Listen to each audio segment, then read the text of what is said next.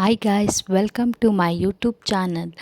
ಇವತ್ತು ನಾನು simple and ಟೇಸ್ಟಿಯಾಗಿ ನಮ್ಮ ಮನೇಲಿ ನಾವು ಯಾವ ಥರ ಚಿಕನ್ ಬಿರಿಯಾನಿ ಮಾಡ್ತೀನಿ ಅಂತ ಹೇಳ್ತೀನಿ.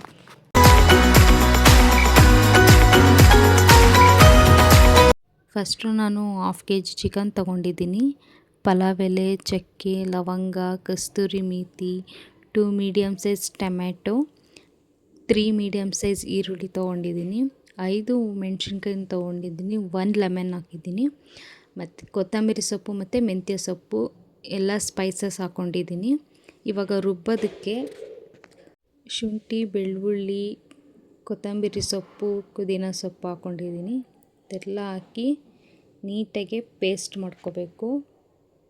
ನಾನು ಕುಕ್ಕರಲ್ಲಿ ಆಯಿಲ್ ಹಾಕ್ಕೋತಾ ಇದ್ದೀನಿ, ಒಂದು 3 ಸ್ಪೂನ್ ಹಾಕ್ಕೊಂಡಿದ್ದೀನಿ. ಇವಾಗ ನಾನು ಪಲಾವ್ದು ಸ್ಪೈಸಸ್ ಎಲ್ಲ ಹಾಕೋತಾ ಇದ್ದೀನಿ. ಸ್ವಲ್ಪ ನೀಟಾಗಿ ಅದ್ರ ಫ್ಲೇವರ್ಸ್ ಸ್ವಲ್ಪ ಬಿಡಬೇಕು. ಆಮೇಲೆ ಮೆಣಸಿನ್ಕಾಯಿ ಹಾಕೋತಾ ಇದ್ದೀನಿ. ನೀಟಾಗಿ ಚೆನ್ನಾಗಿ ಫ್ರೈ ಮಾಡಬೇಕು.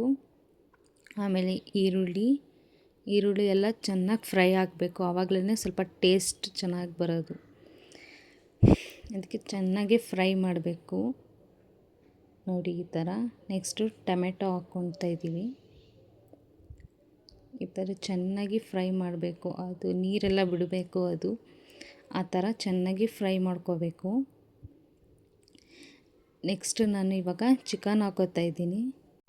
ಚಿಕನ್ ಹಾಕಿದ ತಕ್ಷಣ ಉಪ್ಪು ಮತ್ತು ಅರಿಶಿನ ಹಾಕ್ಕೋಬೇಕು. ಈಗ ಅದು ಉಪ್ಪೆಲ್ಲ ಚಿಕನಲ್ಲಿ ಸ್ವಲ್ಪ ಹಿಡಿಬೇಕಲ್ಲ, ಸೊ ಇವಾಗಲೇ ಹಾಕ್ಕೊಂಡ್ರೆ ಬೆಸ್ಟ್. ಅಂದರೆ ಚಿಕನ್ ಹಾಕಿದ ತಕ್ಷಣ ಹಾಕ್ಕೊಂಡ್ರೆ ಸ್ವಲ್ಪ ಚೆನ್ನಾಗಿ ಉಪ್ಪೆಲ್ಲ ಹಿಡ್ದಿರುತ್ತೆ. ಕೊತ್ತಂಬರಿ ಸೊಪ್ಪು ಮತ್ತು ಮೆಂತ್ಯ ಸೊಪ್ಪು ಹಾಕ್ಕೊಂಡಿದ್ದೀನಿ. ಎಲ್ಲ ಹಾಕ್ಕೊಂಡು ನೆಕ್ಸ್ಟು ಎಲ್ಲ ಸ್ಪೈಸಸ್ ಹಾಕ್ಕೋತಾ ಇದ್ದೀನಿ. ಇದೆಲ್ಲ ಹಾಕಿದ್ಮೇಲೆ ನೀಟಾಗಿ ಫ್ರೈ ಮಾಡ್ಕೋಬೇಕು. ನೋಡಿ ಈ ಥರ.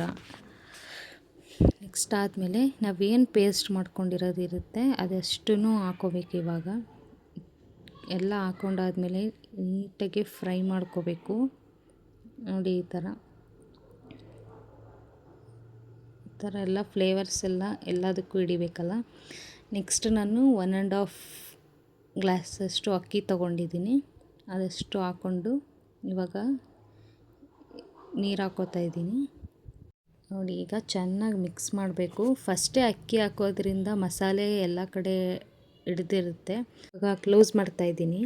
ಸೊ ಫೈನಲಿ ಇವಾಗ ರೆಡಿಯಾಗಿದೆ. ನೋಡಿ ಯಾವ ಥರ ಬಂದಿದೆ ಅಂದರೆ ತುಂಬ ಚೆನ್ನಾಗಿ ಬರುತ್ತೆ ರೆಸಿಪಿ. ನೀವು ಕೂಡ ಮನೇಲಿ ಇದೇ ಥರ ಟ್ರೈ ಮಾಡಿ ಒಂದು ಸತಿ.